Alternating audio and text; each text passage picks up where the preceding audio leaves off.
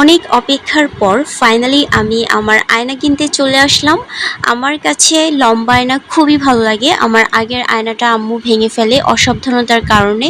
তো সেজন্য হচ্ছে আমার মন খুবই খারাপ ছিল এতদিন বড় আয়না দেখতে পারিনি বলে।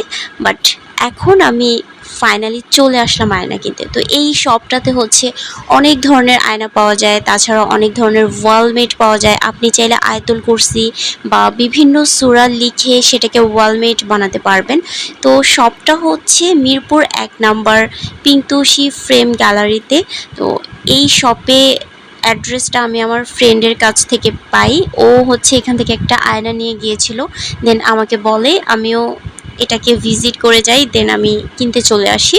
তো আমার আয়নাটা হচ্ছে র্যাপিং করা হচ্ছে, অ্যান্ড আমি একটা হোয়াইট কালারের আয়না নেই। তো এর আগে আমার কাছে অন্য কালারের আয়না ছিল, আর এই হোয়াইট কালারের আয়নাটা হচ্ছে আমার বাসায় আমার রুমের সাথে খুব ভালো মানাবে। তো ওনারা প্রথমে র্যাপিং করে দিতে চায়নি, আমি রিকোয়েস্ট করাতে র্যাপিং করে দিচ্ছে। তো এই তো আমার হচ্ছে আয়না র্যাপিং করা শেষ। এখন আমি এটা বাসায় নিয়ে যাব, অ্যান্ড এত দূরে নিয়ে যাওয়াটা খুবই কষ্টকর। তো যাই হোক, ফাইনালি আমি আমার বাসায় চলে আসি আয়নাটা নিয়ে, অ্যান্ড এই আয়নাটাকে আমি এখন আনবক্স করব, মানে র্যাপিংটা খুলে ফেলবো আর কি। তো যাই হোক, আয়না পেয়ে আমি মহা খুশি। এখন এটার র্যাপিং খোলার পালা। এটাতে অনেক ভালো করে কস্টিপ মেরে দেওয়া হয়েছে। প্রত্যেকটা কস্টিপ হচ্ছে আমি এখন খুলে ফেলবো, অ্যান্ড একটু একটু করে কাগজগুলো ছিঁড়ে ফেলবো। কস্টিপ খোলা একটু বিরক্তিকর হলেও, বাট র্যাপিংটা না থাকলে জিনিসটা নষ্ট হয়ে যেত, যেহেতু এটা একটা হোয়াইট কালারের ফ্রেমের আয়না। তো এই তো একটু একটু করে পুরো র্যাপিংটাই আমি খুলে ফেলেছি।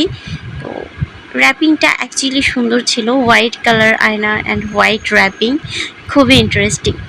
যাই হোক, আমার আনবক্সিং করা কমপ্লিট। এখন আমি এটাকে একটা কর্নারে সাইড করে রেখে দিয়েছি, অ্যান্ড মাঝখানে অনেক বড় একটা ফাঁকা জায়গা রেখেছি, যেন আমি এসে দাঁড়িয়ে আয়না দেখতে পারি, নিজেকে খুব ভালোভাবে দেখতে পারি। অ্যান্ড নিজেকে যদি সম্পূর্ণভাবে আপনি না দেখেন, আপনি কখনোই বুঝতে পারবেন না যে আপনি মোটা হয়েছেন নাকি চিকন হয়েছেন। তো যাই হোক, জাস্ট ফান করলাম। এখন আমি আয়নাটাকে একটা পান পাতার লতা দিয়ে সাজিয়ে দেব। তো এই পান পাতার লতাটা ছিল অনেক পুরনো, প্রায় ২-৩ বছর আগের কেনা। আমি হচ্ছে এটাকে প্রায় হচ্ছে যখনই রুম চেঞ্জ করি বা বাসা চেঞ্জ করি, এটাকে অলওয়েজ এক রুমের হচ্ছে একটা কর্নারে রেখে দিই। কর্নারে পান পাতা লতা রাখলে হচ্ছে রুম দেখতে খুবই সুন্দর লাগে। তো যাই হোক, এটাকে আমি ভালো করে চারপাশ ঘিরে সাজিয়ে দিলাম, অ্যান্ড এই তো এটাকে ভালো করে সেট আপ করে দিলাম যেন এটা পড়ে না যায়। তো এই আয়না নিয়ে আমি খুবই খুশি, অ্যান্ড এই হচ্ছে আমার আয়নার ফাইনাল লুকস। মানে কি যে বলবো, আমার এত ভালো লাগছে না।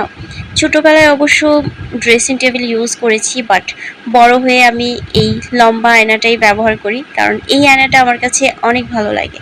সো আয়না পেয়ে আমি মহা খুশি। এই আয়না নিয়ে আমি কী যে করবো, মানে মনে হচ্ছে যে আমি জাস্ট এটাকে আমি নিজের কাছে রেখে দিই, অ্যান্ড এটার সামনে আমি কিছু গাছ লাগিয়ে দেব যেন খুব সুন্দর লাগে দেখতে, অ্যান্ড আস্তে আস্তে এটাকে আরও ডেকোরেট করব। এই তো তো আজকে এ পর্যন্তই। কাদের কাছে এরকম আয়না ভালো লাগে প্লিজ কমেন্ট করে জানাবেন, আর আমার আয়নাটা কেমন হয়েছে সেটাও জানাবেন, ঠিক আছে? তো এই তো, সবাই ভালো থাকবেন, সুস্থ থাকবেন, আল্লাহ হাফিজ।